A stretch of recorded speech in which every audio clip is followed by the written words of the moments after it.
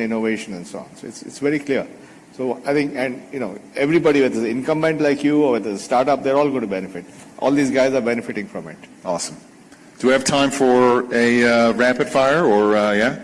All right, so here's a rapid fire. I've got some questions for you. Are you ready? All right, yeah. All right. Who has been the biggest influence on you other than me? Well, I mean, my co-founder and leader, Narayan Murthy, is one.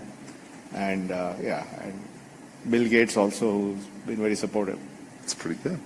One superpower you wish you had? I wish I was more ambitious. That's quite the statement, especially with this crowd. Yeah. Why are you not on any instant messaging app? I find all of them are a complete waste of time. So and if somebody wants to reach me, they can. So. Just don't build any instant messaging apps here, founders. One accomplishment that you're most proud of? I think the two big things, being part of Infosys and transforming India's private sector, and of course, contributing to Aadhaar and building India's DPI, both these things. That's awesome. People describe you in a lot of ways: tech visionary, digital evangelist, India's chief tech strategist. Which out of these is closest to who you are? I don't know. Maybe because since I actually don't do anything, probably the visionary part. I like that. I like that. And then last one. What's your favorite work day time waster? What gets you distracted? Sleep. Other than instant messaging. Sleep. Sleep. Very good. I'll take that. Great. Excellent. I want to ask you. One person we both know is Barry Diller. Yes. You work with Barry. I know Barry will give him pledge. So what have you learned from Barry Diller? The most important lesson that I learned from Barry Diller is that it's the job of the leader to lead by doing the exceptional.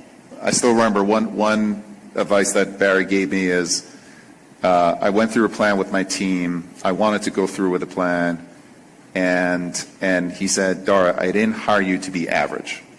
Because I didn't want to leave my team down. And he's like, your team's recommendation is the average recommendation of all their teams. You know what's wrong. You've got to, there are times when the leader go with the team, and there are times when the leader has to be exceptional and has to go off the norm. So Barry's fearless. And when I first started working with him, I was a little fearful. Okay.